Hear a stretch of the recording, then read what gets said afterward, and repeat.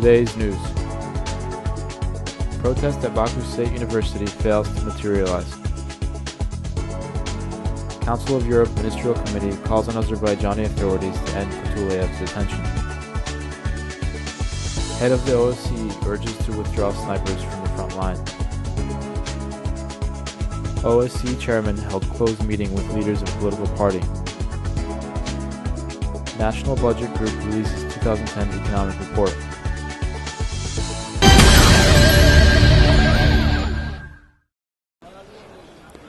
A student protest at Baku State University planned for this afternoon failed to materialize, despite widespread activity on social networking site Facebook over the weekend.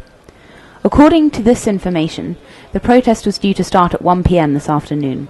There were a number of police and plainclothes people monitoring the perimeter of the university and parked along the surrounding streets. Deputy Chief of Baku Police Yashar Aliyev and Chief of Yasemal District Police Ismail Asadov were both in the front of Baku State University. At about 1:30 p.m., police employees started asking journalists and students who had come to report or observe to disperse and move away from the area.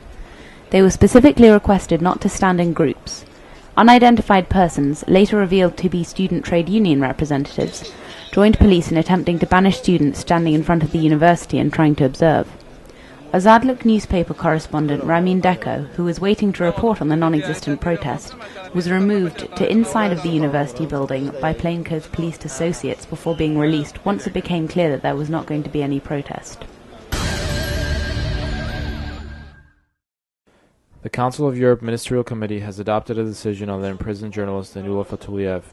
The decision states that deputies are concerned that the Supreme Court confirmed the applicant's sentence to imprisonment for defamation on the basis of a judicial decision dating back to 2006. The decision recommends that the Azerbaijani authorities explore all possible means of ending his detention. They called on authorities to remove all obstacles to the implementation of the court's judgment. The deputies also expressed concern over the fact that the compensation money was transferred to an account frozen by the state. On the 29th of December 2009, 0.223 grams of heroin were reportedly found on Fatuleyev in prison number 12. On the 6th of July 2010, Fatuleyev was found guilty under Article 234.1, possession of narcotics of the Criminal Code. His sentence of 2 years and 6 months in prison began on the same date. His appeal against the decision was rejected. In 2007, Anula Fatuleyev, editor-in-chief of Realny Azerbaijan and Gündelik Azerbaijan newspapers, was sentenced to 8.5 years in jail for threatening terrorism, among other charges. However, on April 22, 2010, the European Court of Human Rights ruled for his immediate release and financial compensation from the Azerbaijani government. The Azerbaijani Supreme Court plenum has only partially fulfilled the decision.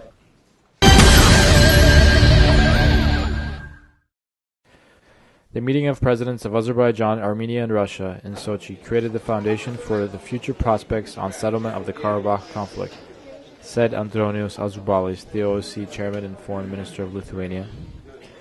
It is very important to eliminate factors preventing the continuation of negotiations. In particular, Azubalis noted the necessity of removing snipers from the front line.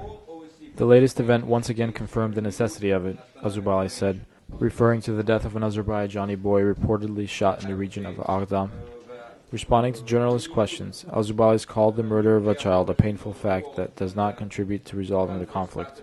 Concerning democracy in Azerbaijan, Azubalis said that the OSCE's position was recorded in the final report of the November 7, 2010 parliamentary election.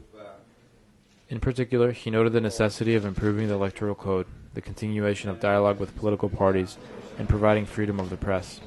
He added that the OSCE is ready to provide expert assistance. Commenting on the expulsion of a group of foreign journalists from Armenia, including Lithuanians accused of espionage in Azerbaijan's favor, Azubalis said that he is aware of the issue and will raise the issue in the Foreign Ministry of Armenia.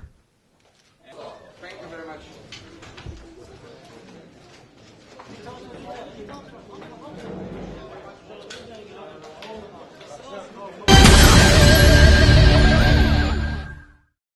Azerbaijan is a close partner of Europe in the security and energy sector, but it needs to work on its democratic development, said OSCE Chairman, Lithuanian Foreign Minister Andronius Azubalis.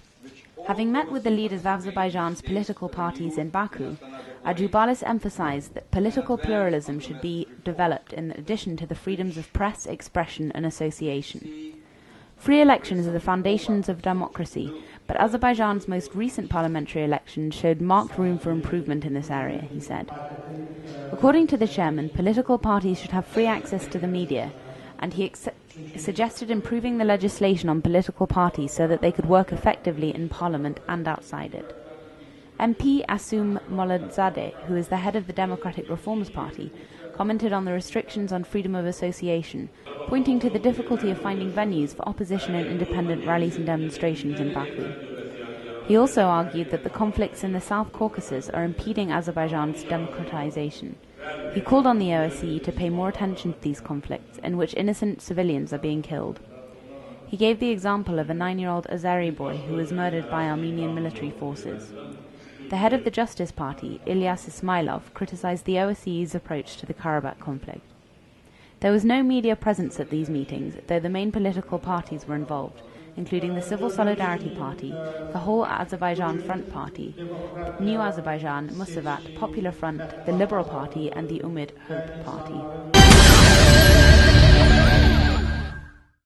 Today, the National Budget Group held a press conference on their economic assessment of 2010. 2010 saw a drop in GDP growth. Last year it was 5% compared to 34.5% in 2006. International organizations predict growth of 3.8% in 2011. According to international budget expert Kanan Aslanli, there is a significant gap between oil and non-oil sectors in Azerbaijan. The non-oil sector includes agriculture, construction and service industries. Although huge amounts of money have been spent on the technologies for the development of industry potential, Azerbaijan is lagging behind other former Soviet states. There are extremely favorable conditions in Azerbaijan for the development of this area. Looking at the numbers, it seems like poverty rates are going down, but this is not entirely true. For example, less money is now invested in agriculture, and rural and village communities are bearing the brunt of this, said Aslanli. According to official statistics, the proportion of Azeris living in poverty has dropped from 46.7% in 2001 to 9.1% in 2010.